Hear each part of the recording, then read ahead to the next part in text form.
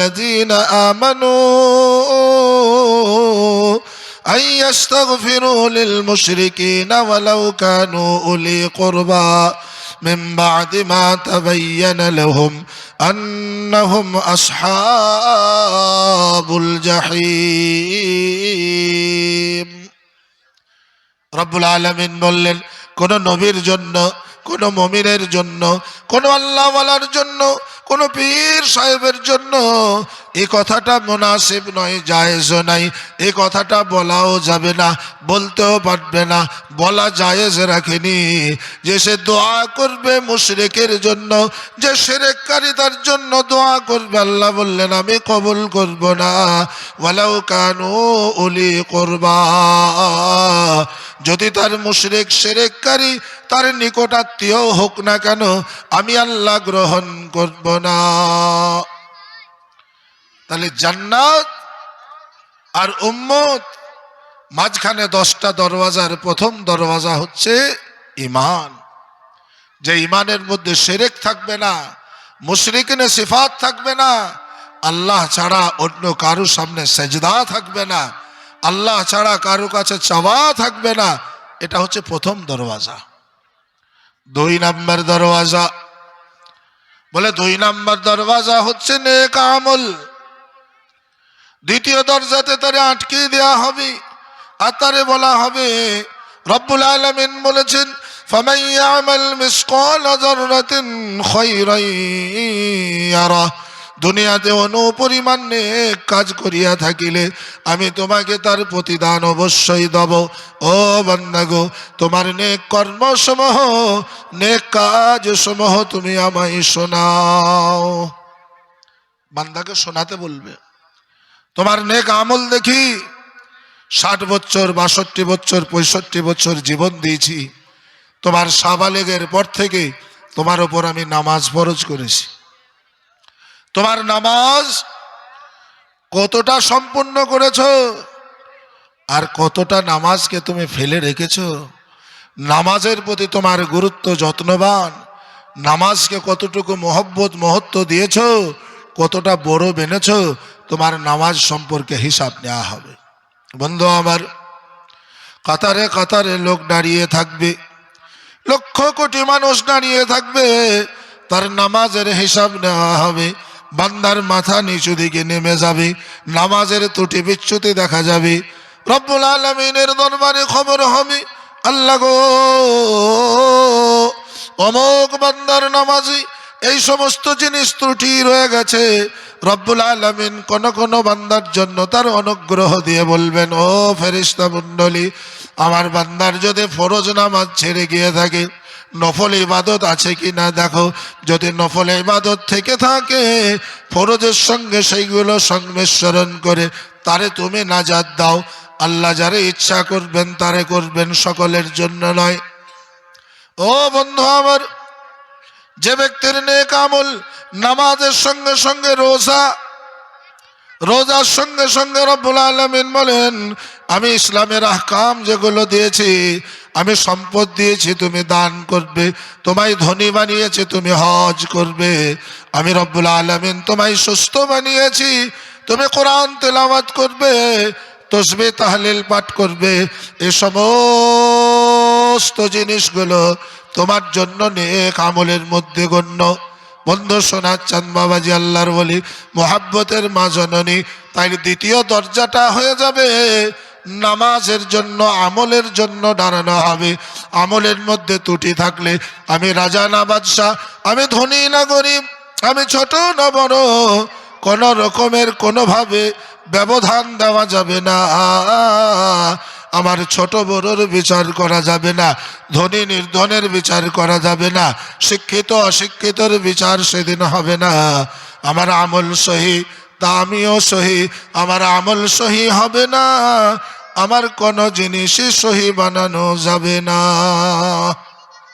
তাহলে দ্বিতীয় দরওয়াজা হচ্ছে আমলের দরওয়াজা। প্যারে আজিজ দোস্ত, যতদিন দুনিয়াতে বেঁচে আছি ততদিন পর্যন্ত আপনাকে ভালো আমল বানিয়ে আখিরাতের সুন্দর জীবন ব্যবস্থার জন্য আপনাকে তৈরি হতে হবে। যদি তৈরি না হন আমি আপনি বড় বোকা সেজে যাব, ক্ষতিগ্রস্ত হয়ে যাব। তাহলে দ্বিতীয় দরজাটা হচ্ছে আমলের দরওয়াজা। তৃতীয় নাম্বার দরজা, قال النبي صلى الله عليه وسلم الباب الثالث, রাসূলুল্লাহ বলেন তার তৃতীয় দরজা মাসিলাতুর রহিম। তৃতীয় দরজা হবে আত্মীয়দের আত্মীয়তা বিচ্ছিন্ন বা সম্পর্ক জোড়া নিয়ে। তোমরা তোমাদের আত্মীয়দের সঙ্গে সম্পর্ক কতটা রেখেছিলে আর কতটুকু বিচ্ছিন্ন করে রেখেছিলে। ও সোনার জান বাবাজি আমার, রসুল আমার ইরশাদ করেন তেরারমীয় মুখমিশ্রিত বাণীতে, কিয়ামতের দিন মানুষের কাছে নামাজ থাকবে, রোজা থাকবে, হজ থাকবে, ভালো আমল থাকবে, কিন্তু সামান্য জিনিসের জন্য মানুষ জান্নাতের দরওয়াজা পৌঁছাতে পারবে না। বলে সেই জিনিসটা কি? বলে 3 নম্বর দরওয়াজা হচ্ছে আত্মীয় স্বজনের সম্পর্ক, তাদের হক আদায় করার দরওয়াজা। যারা আত্মীয় স্বজনের সঙ্গে ছিন্ন করে রেখেছে, আত্মীয় স্বজনকে যারা পিছন ফেলে রেখেছে, আত্মীয়দের সঙ্গে সম্পর্ক রাখে না, কাল কিয়ামতের দিনে জান্নাতের দরওয়াজা যাওয়া তাদের জন্য সম্ভব হবে না। আত্মীয় স্বজন, রাসূলুল্লাহ ইরশাদ করেন যে আমার তো ভয় হয় আল্লাহ পাক আত্মীয় স্বজনের হক আদায় করা ফরজ করে দেবেন কিনা। যারা আত্মীয় আছে তাদের সঙ্গে সম্পর্ক রাখতে হবে। হযরত বিলাল হাবশী রাদিয়াল্লাহু তাআলা আনহু বলছেন, আল্লাহ রসুল সাল্লাল্লাহু আলাইহি ওয়াসাল্লামের মৃত্যুর কয়েকদিন পূর্বে হযরত সালমান ফারসি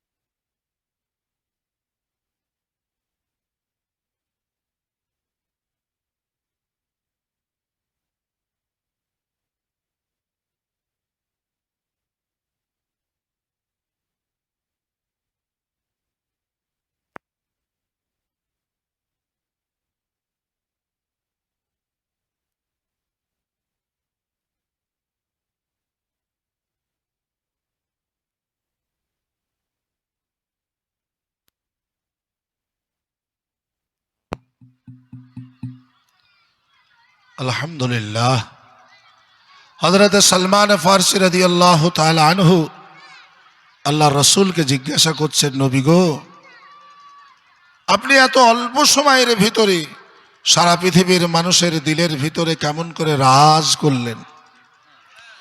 রসুল আমার সাল্লাল্লাহু আলাইহি ওয়াসাল্লাম বলেন, আমি সবচেয়ে বেশি 3টে আমলের ওপরে গুরুত্ব দিয়েছি, আর এই 3টে জিনিসকে তোমাদের শিখিয়ে চললাম। এই 3টে আমলকে কখনোই যেন ভুলে যেও না। সাহাবা জিজ্ঞাসা করছেন, হুজুর গো, আমলগুলো কি কি? বলে, 1 নাম্বার সিলমান কতাক, যে তোমার সঙ্গে সম্পর্ক ছিন্ন করবে তুমি তার সঙ্গে সম্পর্ক জুড়ে নিও।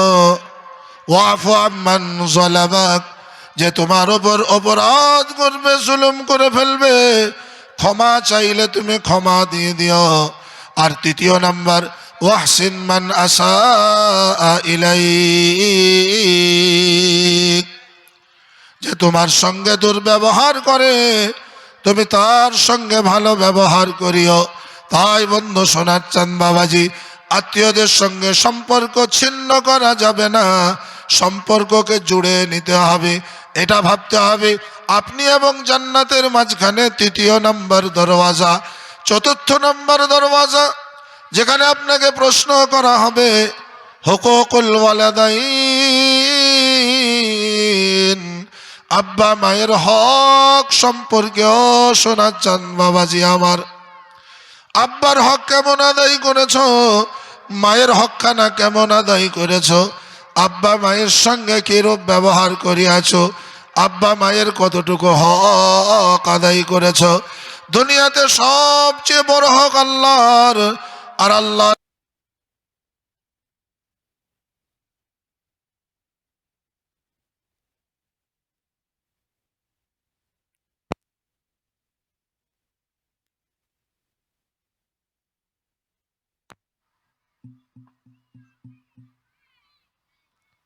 লাইটম্যান যে আছো, এইভাবে ডিস্টার্ব করো না। তোমার লাইটের প্রচুর ডিস্টার্ব। জেনারেটর চলে না, আর জেনারেটর চললে লাইট আসে না। প্যারা আজিজ দোস্ত সামিন ইকরাম দাঁড়িয়ে আছেন, বসুন। বললে 5 নম্বর হক হচ্ছে আব্বা মায়ের হক। 5 নম্বর দরওয়াজা রব্বুল আলামিন ইরশাদ করেছেন, ওয়াকাযা রাব্বুকা আল্লা তা'বুদু ইল্লা ইয়্যাহু ওয়া বিল ওয়ালিদাইনি ইহসানা। রব্বুল আলামিন বলেন, আমার হক আদায় করার পরে, আমার হক আদায় করার পরে সব থেকে বড় হক হচ্ছে তোমার আব্বা মায়ের। আব্বা মায়ের সঙ্গে পিতামাতার সঙ্গে কখনোই নাফরমানি অবদ্ধগতা করিও না। যারা আব্বা মায়ের সঙ্গে নাফরমানি করে তার মৃত্যুটা যদি কাবা ঘরের ভিতরেও হয়, ঠিকানাটা জাহান্নামের খাতায় দাঁড়িয়ে যাবে।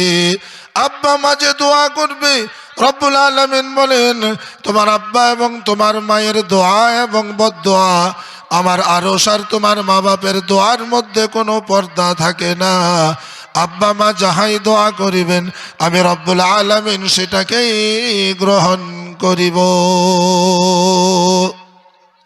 তাহলে 5 নম্বর জান্নাতে যাওয়ার গেট আব্বা মায়ের হক আদায় করা। আব্বা মায়ের সঙ্গে মাতা পিতার সঙ্গে নাফরমানি যদি করে, সে নামাজিও হয়, রোজাদারও হয়, হাজি সাহেবও হয়, সব কিছু হয়, কিন্তু আব্বা মায়ের নাফরমান, তার জন্য জান্নাত নাই, জান্নাতের দরওয়াজা নেই। আর মা আব্বা যা দোয়া করবে, রব্বুল আলামিন বলেন, তোমার আব্বা মায়ের দোয়া এবং বদদোয়া এর মাঝখানে, আমার আর তোমার আব্বা মায়ের মাঝখানে কোনো পর্দা নাই। যা দোয়া করবে আমি আল্লাহ কবুল করব। আমি আপনাকে মাজালিসে ফকির আল্লামা জুলফিকার নকশবন্দি রহমতুল্লাহ আলাই এবং তানজিফুন নাঈম এই 2টি গ্রন্থে উদ্ধৃত একটা আব্বা মায়ের দোয়া, একটা বুজুর্গের গল্প শোনাই।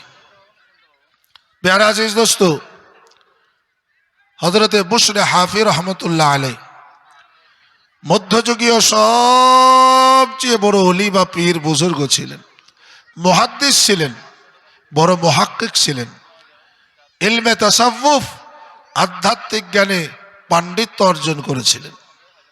হযরতে বুশরে হাফি রহমতুল্লাহ আলাই একদিন চিন্তা ভাবনা করলেন, মাশওয়ারা করলেন সাথীদেরকে নিয়ে, যে চলো আমরা পায়ে হেঁটে ইরাকের খোরাসান থেকে 1600 কিলোমিটার রাস্তা অতিক্রম করে আমরা বাইতুল্লাহ শরীফে জিয়ারত করতে যাব, হজ করতে যাব। বন্ধু আমার 12 জন সাথী, তিনাকে নিয়ে 13 জন। এই 13 জনের সামানপত্র এক জায়গায় করে, কিছু খাবার কিছু পানি সংগ্রহ করে সকলেই মিলে সফর করতে শুরু করলেন। পায়ে হেঁটে হেঁটে হেঁটে হেঁটে যাচ্ছেন। 1 দিন 2 দিন 3 দিন 4 দিন 5 দিন রাস্তা হাঁটা হয়ে গেছে, সমস্ত খাবারও শেষ হয়ে গেছে, পানিও শেষ হয়ে গেছে। দেখেন একটা বড় খেজুর বাগান, আর খেজুর বাগানের সামনে একটা বিরাট বড় মরুভূমি। মরুভূমির ও প্রান্তে একটি বড় গ্রাম দেখতে পাওয়া যায়, কিন্তু খেজুর বাগানের পাশে ছোট্ট একটা ঘর, ঘরের পাঁচিলগুলো ভেঙে গেছে, ঘরের ওপরে ছাউনিগুলো সব যেন নষ্ট হয়ে গেছে। হযরতে বুশরে হাফি রহমতুল্লাহ আলাই চিন্তা করলেন, এই মরুভূমির পারে খেজুর গাছের বাগানের কাছে, যেখানে কোনো মানুষ থাকে না, এই জনমানব শূন্য এলাকায় এই ঘরটা কেন আছে, কি আছে? সাথীদেরকে বললেন, যাও ঘরে গিয়ে খোঁজ নাও। ঘরে যাওয়া হলো, আওয়াজ দিলেন, টাক টাক করে, শব্দ নেই। সালাম দিলেন, আসসালামু আলাইকুম বলে আওয়াজ দিলেন। একবার, দুইবার, তৃতীয়বার যখন সালাম দেয়া হলো, ঘরের ভিতর থেকে একজন বৃদ্ধা, 60-62 বছরের বৃদ্ধা, কোমরটা বাঁকা হয়ে গেছে, ক্ষীণ সুরে বললে, ওয়ালাইকুম আসসালাম। বলে, আম্মা জান, আপনার ঘরে কোনো পুরুষ মানুষ নেই? বলে, আছে। বললে, পুরুষ মানুষকে ডেকে দেন, আমরা 13 জন মুসাফির আছি, বাইতুল্লাহ শরীফে হজ করতে যাচ্ছি হেঁটে হেঁটে। আমাদের সঙ্গে এই যুগের সবচেয়ে বড় ওলি, পীর, বুজুর্গ হযরত বুশরা হাফি রহমতুল্লাহ আলাইহি আছে। মহিলা বললে, বাবা, আমার বাড়িতে যারা পুরুষ মানুষ আছে তোমাদের কথা শোনার মতো উপযুক্ত নয়, তুমি বলো আমায় যা বলবে। বলে, আমাদের হুজুর বললেন দুপুর বেলা হয়ে গেছে, জোহরের নামাজের সময় হয়ে গেছে, আমাদের জন্য একটু পানি দেন, ওযু করব, আর ঘরে থেকে একটু জাই নামাজ দেন, নামাজ পড়ব। বুড়ি মা আমার, 65 বছরের বৃদ্ধা মা জননী, একটা ছাগলের চামড়ার মশক নিয়ে আরেকটি কলসে নিয়ে টুকটুক করে বের হয়েছেন পানি আনার জন্য। আল্লাহর ওলির সামনে দাঁড়িয়ে বলে, মাগো, আপনি এই বয়সে আর পানি আনতে যেন না, আপনার কষ্ট হবে, আপনার মাজাখানা বেঁকে গেছে, আপনার চলতে গেলে কষ্ট হয়। বৃদ্ধা বলেন, শোনাচ্ছেন, আমি জীবনে কখনো ভালো আমল করতে পারিনি, কখনোই আমি দান সদকা করতেও পারি না, আর কখনোই আমি সমাজের মানুষের সঙ্গে মিশতেও পারি নাই। আজ আমি একাগ্রত, একাচ্ছিন্ন, জনমানব শূন্য জায়গাতে বসবাস করি। গ্রামের মানুষরা আমাকে সবাই তাড়িয়ে দিয়েছে, বাড়িতে গ্রামে থাকতে দেয়নি, তাই মাঠ মরুভূমিতে বসবাস করি। আল্লাহ আমাকে সুযোগ দিয়েছে, এই সুযোগটা আমায় কাজে লাগাতে দেন। আমি মুসল্লিদের জন্য একটু পানির ইন্তজাম করি, আর একটু যাই নামাজের ব্যবস্থা করি। আল্লাহর কাছে প্রতিদান হিসাবে আমি কিছু চাইতে চাই। বৃদ্ধা গেলেন, পানি নিয়ে আসলেন, আর পানি নিয়ে আসার পরেই আল্লাহর ওলির সম্মুখে দিলেন। আল্লাহর ওলি ওযু করলেন। বাড়িতে যাই নামাজ নাই, গরিব মানুষ, কিচ্ছু নাই, কিছু ছেঁড়া কম্বল ছিল, কম্বল কোটা দিলেন। বলে, বাবা, এছাড়া আমার বাড়িতে আর কিছু নাই। হযরত বুশরা হাফি রহমতুল্লাহ আলাইহি ছেঁড়া কম্বল বিছালেন। সমস্ত সাথীগণ নামাজ আদায় করলেন, আর নামাজ আদায়ের পরে দোয়া করলেন, রব্বুল আলামিন, এমন একটি জায়গায় এসে পৌঁছেছি, এমন একজন মানুষ আমাদের আপ্যায়ন করলেন, এমন একজন মানুষের কাছে আপ্যায়িত হলাম যে সমাজ থেকে বিচ্ছিন্ন, কেউ কথা বলে না, সবাই ঘৃণা করে, তাকে গ্রাম থেকে তাড়িয়ে দিয়েছে। রব্বুল আলামিন, কোনো সমস্যা থাকলে তুমি সমাধান করে দিও। নামাজ হয়ে গেল। যাই নামাজের পাটিগুলো, ছেঁড়া কম্বলগুলো গুছিয়ে আল্লাহর ওলি হাতে করে নিয়ে গিয়ে বলছে, মা, আপনার কম্বলগুলো নেন। বলে, বাবা দাও। বলে, মা, আপনি বললেন আমার বাড়িতে পুরুষ মানুষ আছে, কথা শোনার যোগ্য নয়, সেই পুরুষগুলোকে একবার দেখা করতে পারি, আসুন। ঘরের ভিতরে নিয়ে গেলেন। আল্লাহু আকবার। গিয়ে দেখে একটা নয়, দুটো নয়, তিনজন পুরুষ মানুষ, তিনজন শিকল দিয়ে বাঁধা আছে, কোমরে শিকল পরানো আছে, হাতে পায়ে বেড়ি দেওয়া আছে। আল্লাহু আকবার। একজনকে দেখেন, সে তার নিজের পায়খানা নিজেই শরীরে মাখতেছে। একজনকে দেখেন, দু চোখে অন্ধ, পা দুটো খোঁড়া, সারা শরীর থেকে কেমন যেন দুর্গন্ধ বেরোয়। তৃতীয় জনকে দেখেন সারা শরীরে কুষ্ঠ ব্যাধি, রক্ত পড়ছে, আর আপনার রক্ততে মোটা মোটা পোকাগুলো বসছে। তিনজনকে বাঁধা আছে, ঘরটি নোংরা আবর্জনায় ভর্তি, পায়খানা পেচ্ছাবে ভর্তি। আল্লাহর ওলিকে দেখি বলছেন, বাবা গো, এই তিনটাই আমার পুরুষ মানুষ, তিনজনই আমার সন্তান। আমি এই গর্ভে জন্ম দিয়েছি, আমার স্তন্য একে পান করিয়েছি। আমার স্বামী ইন্তেকাল করে গেছেন, আমার 65 বছর বয়স। প্রত্যেক দিন সকালে হয় ওই দূর রাস্তা অতিক্রম করে একজন ইহুদির বাড়িতে কাজ কর্ম করি, যেইটুকু তার কাছ থেকে আটা বা মজদুরি পাই আমি নিয়ে এসে আমার ছেলেদেরকে রান্না বান্না করে খাওয়াই। এদের সমস্ত পরিষ্কার পরিচ্ছন্ন আমি করি। সবাই আমায় ছেড়ে দিয়েছি, সমাজ আমার তাড়িয়ে দিয়েছে, কিন্তু আমার হৃদয়ের ভিতর থেকে খেবা পাগল সন্তানদের মোহাব্বতকে তাড়াতে পারি নাই। বাবা, আপনারা তো মক্কা শরীফে যাবেন? বললে জি। বলে মক্কা শরীফে গিয়ে কাবা শরীফের চাদরটা একবার ধরেন আমার তরফ থেকে, আর একটু কেঁদে বলেন আল্লাহ। এক হতভাগিনী মা তার সন্তানদের মুখ থেকে একবার মা ডাকটা শুনতে পায়। তাদের রোজগার, তাদের অর্থ, তাদের কামাই খাবার আমার ইচ্ছে নেই, ওদের মুখ থেকে একবার মা ডাকটা শুনতে পাই, এটা আমার খুব দিলি তামান্না। ছোট থেকেই এরা কেউ মা ডাক দিতে পারেনি। পাগল, বোবা, কুষ্ঠব্যাধি, একবার মা ডাকটা শোনার আমার দিলের ভিতরে বড় তামান্না। একটু বলবেন আল্লাহর দরবারে? বলে অবশ্যই বলবো। বন্ধু আমার, আল্লাহর ওলি চোখের পানি ফেলতে ফেলতে 12 জন সাথীকে নিয়ে চলে গেলেন মক্কার পথে। কাবা শরীফ জিয়ারত করলেন। সর্বপ্রথম কাবার চাদর ধরে আল্লাহর দরবারে কান্নাকাটি করলেন। বন্ধু আমার, 6 মাস অতিক্রম হয়ে গেল। এবার ফিরে আসার পালা আল্লাহর ওলির। সঙ্গে নিয়েছেন কিছু খেজুর, একটু জমজম পানি, মনে বড় তামান্না। রাস্তায় যেতে যেতে সেই ঘরের পাশ দিয়ে যখন পার হব, সেই বুড়িমাকে, হতভাগিনী আম্মা জানকে খজুর 4টে দেবো আর পানিটা দেবো। বলে আম্মা গো, তোমার জন্য মক্কা নগরীর পবিত্র জমিনের পবিত্র জমজম পানি এবং পবিত্র গাছের পবিত্র খজুর নিয়ে এসেছি আম্মা জান, আপনি এটাকে খান আর পান করুন। বন্ধু আমার, রাস্তা হাঁটতে হাঁটতে যখন সেই রাস্তা দিয়ে যায়, গিয়ে দেখে 6 মাসের ভিতরে তাদের সন্তানদের ঘরটা ভেঙে সমান হয়ে গেছে।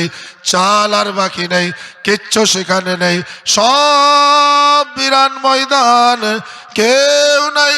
আল্লাহর ওলি ভাবছেন হয়তো মারা গেছে, সবাই মনে হয় কবরবাসী হয়ে গেছে, তাই গ্রামের মানুষ জায়গাটাকে সমান করে দিয়েছে।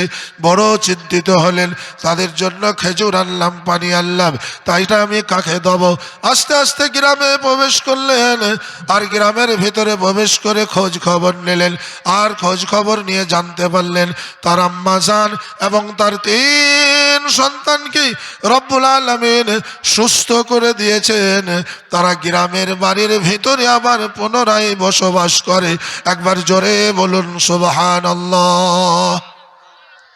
আল্লাহর ওলি বলেন, আমি একবার দেখা করতে চাই। আসুন। নেজা হলো। আম্মা জান চাদর মুড়ি দিয়ে বড় অপেক্ষায় বসে সামনে এসে বলছে, বাবা, তোমাদের পথ পারে আমি চেয়ে আছি।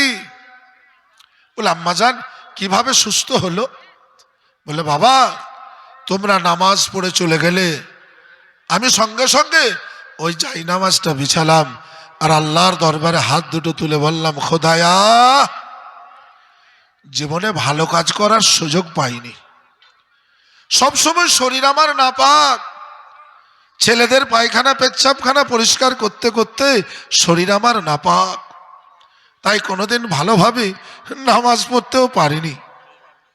খোদায়া, কিন্তু আজ একটা বড় কাজ করতে পেরেছি, আমার মন খুশি হয়েছে। আমি নামাজি মানুষদের জন্য পানি এবং ছিঁড়া যাই নামাজ দিতে পেরেছি। তুমি কবুল করেছ। যদি রব্বুল আলামিন তুমি নামাজ পড়ার জায়গা দেওয়া, নামাজের ওজুর পানি দেওয়াতেই তুমি যদি খুশি হয়ে থাকো, তুমি যদি সন্তুষ্ট হও, মেহেরবানি করে আমার সন্তানদের তুমি সুস্থ বানিয়ে দাও।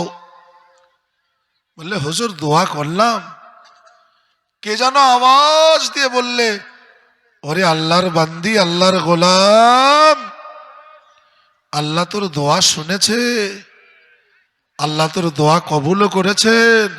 বলে আমি হতবাক হয়ে যাচ্ছি। বলে মাত্র একদিন দুদিন করে 1 মাসের ভিতরে আমার সন্তানরা সুস্থ হয়ে গেল। রাত্রিতে ঘুমিয়েছে, সকালেই 3 জন আমার সামনে দাঁড়িয়ে আমাকে বলছে আম্মা জান। জোরে বলুন সুবহানাল্লাহ। তাই হুজুর আপনার রাস্তায় তাকিয়ে বসে আছি। যে সন্তানদের মা ডাক শোনার জন্য দীর্ঘ 22 বছর আমি অপেক্ষা করেছিলাম, তারা আমায় মা ডাক দিয়েছে গো। আল্লাহ রব্বুল আলামিন এদের সুস্থ বানিয়েছে। আমি দোয়া করি আল্লাহ আমার সন্তানদেরকে বড় ওলি বানাক, বড় বুজুর্গ বানাক, বড় আলিম বানাক, বড় মুহাদ্দিস বানাক।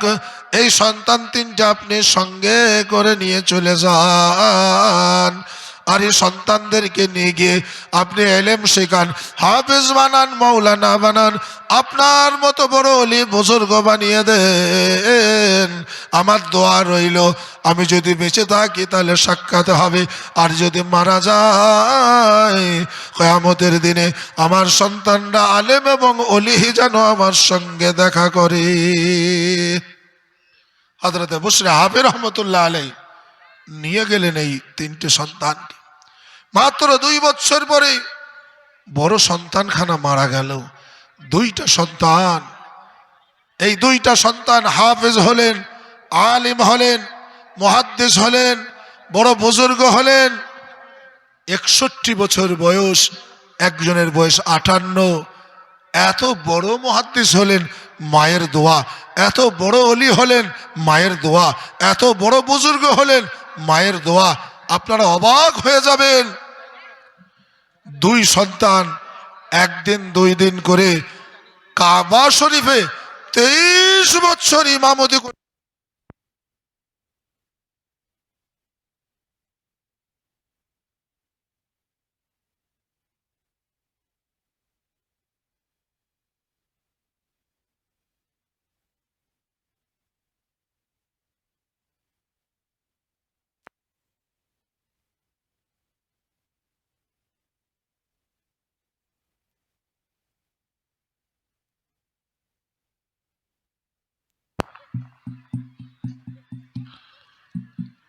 বন্ধু আমার, 23 বছর ইমামতি করেছেন কাবা ঘরে। জীবনে কোনোদিন মক্কা নগরীতে যাবে, জান্নাতুল মুআল্লা, সেখানে গিয়ে দেখবেন ইমামদের লাইনে 68 আর 69 ওই 2 ভাইয়ের নামখানা লেখা আছে। মায়ের দোয়া, দোয়া করেছে। সামান্য খ্যাপা পাগল মা নামাজের যাই নামাজ দিয়েছে, উজুর পানি দিয়েছে, দোয়া দিয়েছে। ছেলেদেরকে রব্বুল আলামিন কাবা বাইতুল্লাহর ইমাম বানিয়ে দিয়েছেন। জোরে বলুন সুবহানাল্লাহ। বন্ধু আমার, সোনার চাঁদ বাবাজি, আল্লাহর ওলি। কেউ জিজ্ঞাসা করলো, হুজুর আপনাদের ইতিহাস আমরা পড়েছি, আপনি কিভাবে এত বড় খিদমতের সুযোগ পেলেন কাবা শরীফের ইমাম হওয়া? তিনি বলতেন আমার কোনো যোগ্যতা নাই, আমি বড় আলিম নই, মুহাদ্দিসও হতে পারিনি, অত বড় বুজুর্গ নই, শুধু একটি জিনিসের বদৌলতে। বলো জিনিসখানা কি? বলে আমার আম্মা জান নামাজের জন্য ছেঁড়া কম্বল দিয়েছেন, ওজুর জন্য পানি দিয়েছেন, তার ওসিলা দিয়ে দোয়া করেছেন, তাই রব্বুল আলামিন আমায় কাবা ঘরের ইমামতির সুযোগ দিয়েছে। ও বন্ধু বাবাজি শোনার চান, 5 মিনিটের জন্য আপনাকে ওয়াকফা করব। এই 5 মিনিট আপনাদের কাছে আবেদন করব একটি জিনিসের ওপরে। ও বাবাজি ঝটঝট করে, ও সোনার চাঁদ, আল্লাহ বড়, দুনিয়াতে তার ঘর বড়। আল্লাহ বলেছেন আমি বড়, আমার ঘর বড়। আমার ঘরকে ভালোবাসো, নামাজের জায়গাকে ভালোবাসো, আমি আল্লাহ তোমায় ভালোবাসবো। তাই বন্ধু সোনার চাঁদ বাবাজি, এই মহল্লা নতুন মহল্লা, এই মহল্লাতে একটি মসজিদ বানাতে হবে। মসজিদ বানানোর জন্য জায়গা নাই, 3 কাঠা জায়গা ঠিক করা হয়েছে, খরিদ করতে হবে। বললে জায়গাটা যদি কেনা হয়ে যায়, জায়গাটা খরিদ করা হয়ে যায়, আমরা লোকের দ্বারে দ্বারে গিয়ে মানুষের কাছে নিয়ে এসে আলহামদুলিল্লাহ মসজিদটা বানিয়ে ফেলবো। আমি বললাম সালার এলাকায় একটা মসজিদের জায়গা বানানো কোনো অসুবিধাই নাই। এখানকার মানুষের হৃদয় বড়, দিল বড়, মানসিকতা বড়, উচ্চ মনোভাব। এখানে 3 কাঠা জায়গার কত দাম? বললে হুজুর 10.5 লাখ টাকা। বলে কোনো ঘটনাই নয়, সালারের মতো জায়গায়। অন্য জায়গা হলো তো বলা যেত সালারে কোনো অসুবিধা নাই। বললে হুজুর আমাদের জায়গাটা 60 গুন্ডা হচ্ছে, এক গুন্ডার দাম পড়ছে 18,500। আল্লাহর বান্দারা যদি 2 গুন্ডা 1 গুন্ডা করে দিয়ে 60 গুন্ডা জায়গা দিত, কালকেই রেজিস্ট্রি করতাম, আর 1 মাসের মধ্যে মাল নামিয়ে এই পাড়াতে আমরা একটা মসজিদ বানাতাম। ও বন্ধু কোনো ভূমিকা নয়, সালার এলাকার লোক ঝরাম করে একজন উঠেন বলুন তো যে ইনশাল্লাহ আমি আছি, আপনারা মসজিদ বানাবেন। আপনাদের মসজিদ বানানোর জন্য আমি 2 গুন্ডা জায়গা কিনে দেব। এই জায়গা আমার জন্য সাক্ষী থাকবে কিয়ামতের দিনে আল্লাহর দরবারে। এই জায়গা বলবে রব্বুল আলামিন, এই জায়গা অমুক ব্যক্তি, আমি মসজিদ, লক্ষ কোটি মানুষের সেজদা হয়েছে, ফেরেশতাদের সেজদা হয়েছে, জিন্নাতের সেজদা হয়েছে, এই জায়গার খরিদ কর্তা অমুক। তাই মসজিদের জায়গা বানানোর জন্য, কায়েমে সদকায়ে জারিয়ার জন্য প্রথম একজন বলুন তো যে আমি 2 গুন্ডা জায়গা মসজিদের জন্য মোহাব্বতের সঙ্গে দেবো আল্লাহর ঘর বানাতে। ছেলেদের জন্য 10 বিঘে বানিয়েছি, 20 বিঘে বানিয়েছি, 10 লাখ 10 কোটি বানিয়েছি। আজ মসজিদের জন্য 2 গুন্ডা জায়গা, এটা আমার কায়েমই থাকবে। আর ছেলের জন্য দোয়া করব যেন ছেলেকে আল্লাহ বড় করে, দেশের করে, দশের করে। একজন বলুন তো 2 গুন্ডা জায়গা দেবো, 18 দুগুণে 36, 37,000 টাকা লাগবে 2 গুন্ডা জায়গা। প্রথম নাম্বার একটু দোয়া করব। এদিকে ওদিকে রাস্তা ধারে গ্রামের মানুষ, সালারের মানুষ বড় আশা মহাব্বত নিয়ে চাইলাম জায়গা একটু বানিয়ে দেন মসজিদের জন্য, আল্লাহ আপনার ঘর বানিয়ে দেবে। নাই কেউ, কোন সোনার বন্ধু, কোন আল্লাহওয়ালা, কোন নেক মানুষ? কই গো, কই? প্রভাবশালী, হৃদয়বান, আল্লাহর গোলাম, আশিক রসুল নবীজি যেই মসজিদেই জীবনযাপন করেছেন সেটাকে ইসলামিক পার্লামেন্ট বানিয়েছিলেন। আর বলে গেলেন কিয়ামত পর্যন্ত যারা মসজিদ বানাবে, মসজিদের জন্য জায়গা দেবে, আমি নবী ওয়াদা করছি কিয়ামতের দিনে তার হাতে হাউজে কাউসারের 1 গ্লাস পানি ধরিয়ে শাফাআত দিয়ে জান্নাতে নিয়ে যাব। একবার জোরে বলুন সুবহানাল্লাহ। একজন মানুষ পাবো না? 2 গুন্ডা জায়গা দাতা, 37,000 টাকা। হুজুর আমি 1 মাসের মধ্যে দেবো, 2 মাসের মধ্যে দেবো, ঋণ করে কিনে আপনার পয়সা নিয়ে শোধ করা হবে। মসজিদের প্রথম জায়গা দিতে পাবো না, কাউকে পাবো না। যদি 2 গুন্ডা না পাই, 1 গুন্ডা 18,500 টাকা দিয়ে মসজিদকে প্রথমকে 1 গুন্ডা জায়গা কিনে দেবেন। এদিকে ওদিকে একটু আল্লাহর গোলাম, মসজিদ প্রেমিক নাই কেউ? বাবাজি, ও সোনার বন্ধু, ও আল্লাহর ওলি, গ্রামের মানুষ, বাইরের মানুষ, এক ঘন্টা জাগা মসজিদকে কিনে দেবেন না? আল্লাহ আপনার ঘরকে বড় করবে, আপনার সন্তানকে বড় বানাবে। আজ এক গুন্ডা জায়গা, 60 গুন্ডার একটি গুন্ডা জায়গা আপনার দিয়ে শুরু হবে। যত মানুষ যত দেবেন প্রত্যেকটির সওয়াব আপনার উপরে যাবে।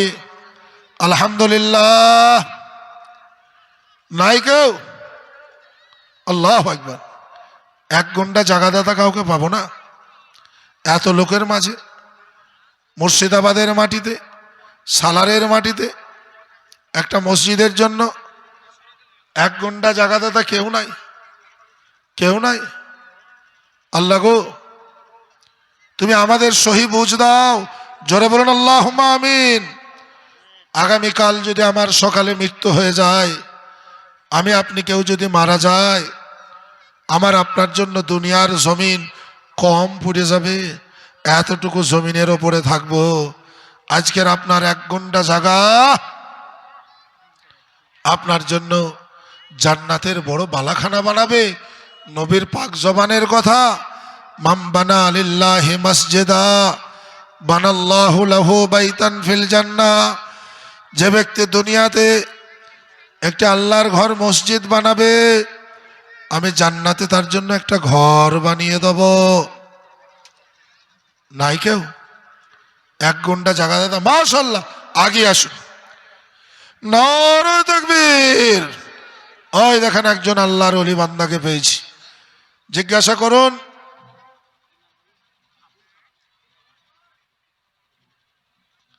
আলহামদুলিল্লাহ, আবুল কালাম সাহেব, সালারের এই পাড়াতেই বাড়ি, এক গুন্ডা জায়গা। আলহামদুলিল্লাহ, আলহামদুলিল্লাহ। আল্লাহ গো, তোমারও পিয়ারা বান্দা, তোমারও পিয়ারা বান্দা আবুল কালাম ছিল, মসজিদ বানাতে দেখো এক গুন্ডা জায়গা দিল। কবুল করিও খোদা নিজ কুদরতে, সহি সালামতের কদন জাহানেতে। গফার ও সত্তার তুমি, তুমি বড় দাতা, মাফ করে দিও খোদা সব গুনাহ খাতা। দোয়া করিও গো বাড়ি আবুল কালামের জন্যতে, এ দান যে কবুল করো নিজ রহমতে। সন্তান ও সন্ততি যতই আছে দুনিয়ায়, রহমত করিও খোদা নূরের ছায়ায়। একবার জোরে বলেন আল্লাহুম্মা আমিন। দেখেন এক ঘন্টা হয়ে গেল। দ্বিতীয় নাম্বার একজন এক ঘন্টা আবুল কালাম ভাইয়ের মতো একটা বড় কাজ করলেন, পৃথিবীতে একটা স্মৃতি রেখে গেলেন।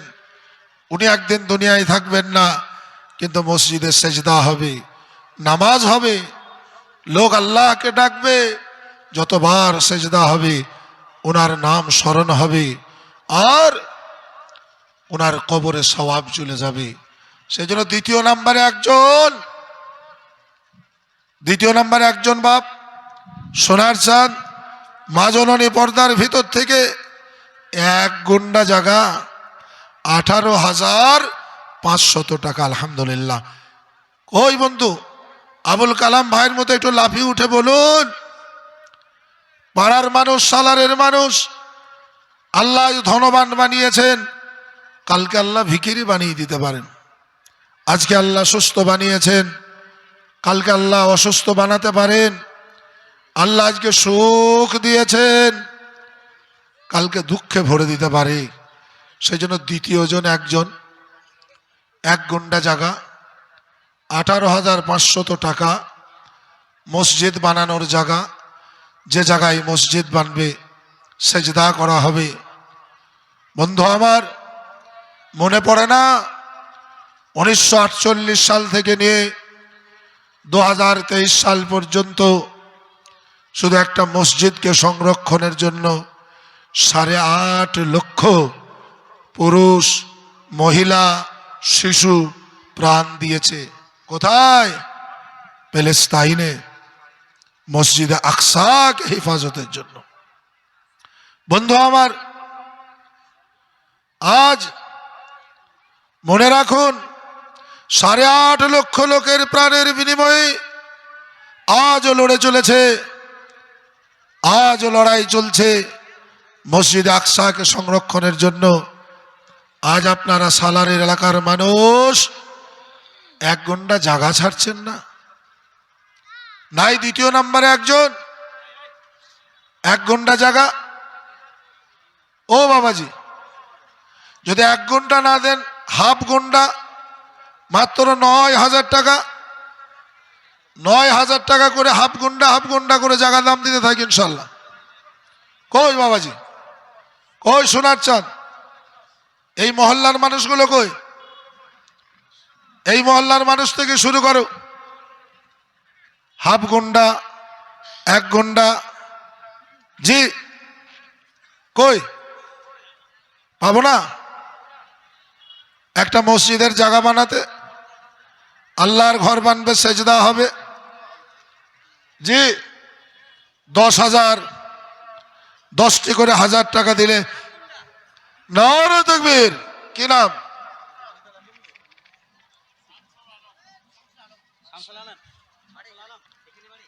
মাশাআল্লাহ, শামসুল আলম সাহেব, 10,000 টাকা হাফ ঘন্টা জায়গার দাম। আল্লাহর পেয়ারা বান্দা, আল্লাহর পেয়ারা বান্দা শামসুল আলম ছিল, আল্লাহর পেয়ারা বান্দা শামসুল আলম ছিল। মসজিদ বানাতে দেখো 10,000 দিল। কবুল করিও খোদা 10,000 দান, দিও গো খোদা ইজ্জত মাকাম। বালা মুসিবত যদি দুনিয়াতে আসে, মুছিয়া দিও গো খোদা নিজ রহমতে। একবার জোরে বলুন আল্লাহুম্মা আমিন। ঝটঝট করে 10 জনা বলুন, অন্তত পক্ষে 1 কাঠা জায়গার দাম হয়ে যাক। বলি 10,000 টাকা করে ইনশাল্লাহ। মসজিদের কিছুটা জায়গা হোক, 1 ঘন্টা।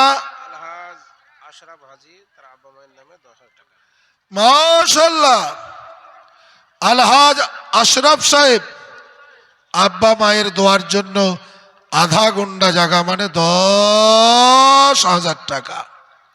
আলহামদুলিল্লাহ, আলহামদুলিল্লাহ। যোগ্য বাপের যোগ্য ছেলে হাজি আশরাফ সাহেব ছিল, আব্বা মায়ের দোয়ার জন্য 10,000 দিল। যে নিয়তে যে উদ্দেশ্যে করিয়াছে দান, দানকে তাহার কবুল করো গো দয়াবান। আব্বা মাঝে আছে দেখো কবর বিছেতে, নাজাত দিও গো খোদা তুমি রহমতে। একবার জোরে বলুন আল্লাহুম্মা আমিন। 3 হয়ে গেলাম। 4 নাম্বার একজন, ঝাট করে আসি না, 10,000 করে টাকা। 1 ঘন্টা 18,500, আধা ঘন্টা 10,000। আলহামদুলিল্লাহ, তাড়াতাড়ি তাড়াতাড়ি তাড়াতাড়ি। কই সালার একটা মসজিদ হবে, মসজিদের জন্য জায়গা কেনা হবে। আপনাদের কাছে জায়গার জন্য চাওয়া হয়েছে, আপনারা হাত বাড়াবেন না? মসজিদটা বানাতে দেবেন না? একটু কোরবানি করি, 3 কাঠা জায়গার অন্তত পক্ষে 1 কাঠা জায়গা খরিদ করা হোক। এই কয়দিন আগে কুলি মাদ্রাসার সামনে একটা জায়গা কেনা হলো 16.5 লাখ টাকা। কুলি মাদ্রাসার, ওই মাদ্রাসার আমি সারপারাস্ত, উপদেষ্টা। কুলি মাদ্রাসায় 16.5 লাখ টাকা দিয়ে একটা জায়গা কেনা হলো।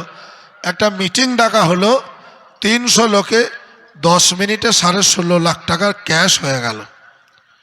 আজকে সালারের মতো এত বড় জায়গায় 1 কাঠা জায়গা হবে না? জি, সবে তো 2 শতক, 2 গুন্ডা হলো। নাই বাবা, ও বাবাজি, ও সোনার বন্ধু, আজকে যদি এই সালার এলাকায় মসজিদে আকসাটা থাকতো, তাহলে ভেঙে দিলেও কেউ তো যেত না। আজকে আপনার এলাকায় কোনো মসজিদের ওপরে আক্রমণ হলে কেউ যেত? আজকে একটা মসজিদ বানাচ্ছেন না, 10,000, 5,000 পর্যন্ত আপনাদের কাছে চানো হলো। একটু তাড়াতাড়ি বলুন, যেহেতু সংক্ষিপ্ত সময়ের জালসা, সময়ও হয়ে গেছে, বক্তা সাহেব এসে গেছেন, আপনাদের সামনে বক্তব্য রাখবেন। 10,000, 5,000 করে ঝাটঝাট করে কয়টা লোক বলুন। আপনি আজ দেন, 1 মাস পরে দেবেন, রমজান মাসে দেবেন। রমজান মাস পর্যন্ত আপনার ছাড় থাকলো ইনশাল্লাহ। 10,000, 5,000 করে টাকা আলহামদুলিল্লাহ নাই, কারো কাছে পাবো না এত লোকের মধ্যে। ইয়া আল্লাহ, ইয়া আল্লাহ রব্বুল আলামিন এলাকাবাসীকে কবুল কর। মাশাআল্লাহ। ভাই আগে আসুন তো, এই পাড়ার মানুষ যারা আছেন তারা একটু আগে আসুন। পাড়ার মানুষেরা আজকে জালসাতে দিয়ে এলাকাবাসীর নজর খুলে দেন যে ইনশাল্লাহ আমরা পাড়ার মানুষ জলসাও দিয়েছি, মসজিদ বানাতে টাকাও দেবো ইনশাল্লাহ। দেখে ইনশাল্লাহ পাড়ার মানুষ কটা আসুন, এই মহল্লার মানুষ কটা আসুন একবার। জি বলুন, নাম বলুন। মাশাআল্লাহ, কাউসার ভাই 10,000 টাকা। দ্বিতীয় বলুন। জি, এই মহল্লার মানুষরা আসুন, ঝাড়া জোর দেন, বলুন বলুন নাম। নাসির কাজী কত? আল্লাহ কবুল করুক। নাসির কাজী সাহেব 5,000 টাকা। আলহামদুলিল্লাহ, আলহামদুলিল্লাহ রব্বুল আলামিন কাউসার সাহেবের 10,000 টাকা, নাসির কাজী সাহেবের 5,000 টাকা তোমার রহমত দিয়ে কবুল করে নাও। যে নিয়তে যে উদ্দেশ্যে দিয়েছ রব্বুল আলামিন তুমি উদ্দেশ্যকে সফল করে দাও। নাসির কাজীর জন্য এবং কাউসার ভাইয়ের দানকে তুমি তোমার নূর রহমত দিয়ে কবুল করে নাও, আমিন। ওইখানেই বসুন একজন। কি মাশাআল্লাহ, এই দেখেন রওশন আলী সাহেব, আল্লাহর ওলি, নূরের চেহারা, 10,000 টাকা। মাশাআল্লাহ, আলহামদুলিল্লাহ, আলহামদুলিল্লাহ রব্বুল আলামিন আমার রওশন সাহেবের দানখানা কবুল করে নাও। যে উদ্দেশ্যে দিয়েছে মেহেরবান খোদা গো, সেই উদ্দেশ্যকে তুমি সফল করে দাও, আমিন। মসজিদের জন্য আসুন, পাড়ার লোকরা আসুন, পাশের পাড়ার লোকরা আসুন। 10,000, 5,000 এখানে এসে নাম লেখান, একটু তাড়াতাড়ি করুন। জি, যারা এসেছে আমরা মসজিদের জায়গা কিনাতে সবাই একটু অংশগ্রহণ করি। 5,000, 10,000, 2,000, 3,000 পর্যন্ত আসুন, ঝাটঝাট করে আসুন, সময় ব্যয় করা যাবে না। জি,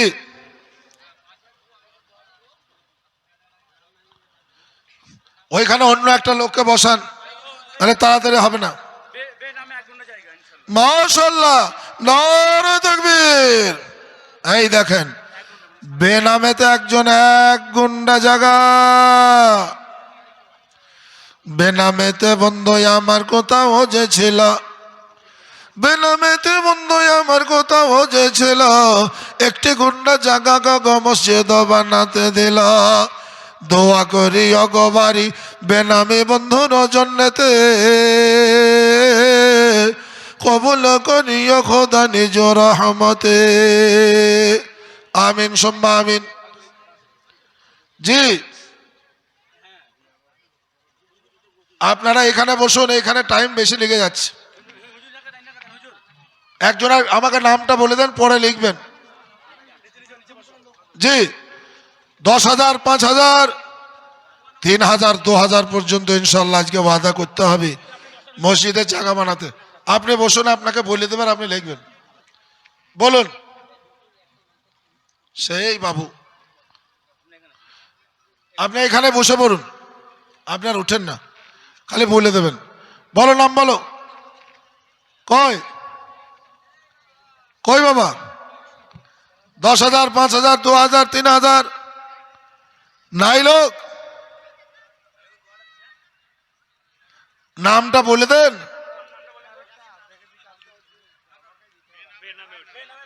মাশাআল্লাহ, বেনামেতে বন্ধু আমার 5,000 দিল, মসজিদ বানাতে খোদা এখানেতে এলো, বেনামের দান বন্ধ কবুল করিও,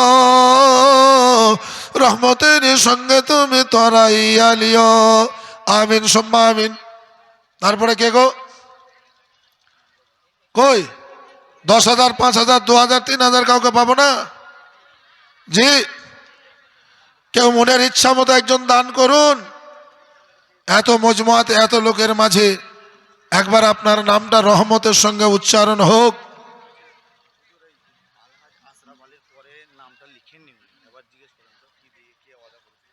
তাহলে যিনি লিখছেন কিভাবে লিখছেন? জি জি জি জি। কই কাউসার সাহেব নাম লিখেছেন?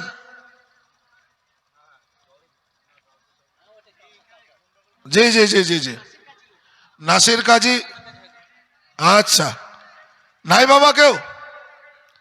10,000, 5,000, 2,000, 4,000 কেউ নাই মসজিদ বানানোর জন্য? জি, বেনামে নামে আব্বা মায়ের দোয়ার জন্য, আব্বা মাকে তাদের কবরে নাজাতের উদ্দেশ্যে কেউ নাই? জি, এক কাজ করুন, জলসার কমিটির ছেলেরা একবার সব ভিতর দিয়ে চলে যাও, রুমাল নিয়ে সবার কাছে নিয়ে চলে এসো, বক্তব্য শুরু হবে। কি নাম? বেনামে কত? মাশাআল্লাহ। বেনামেতে বন্ধু আমার 1,000 দিল,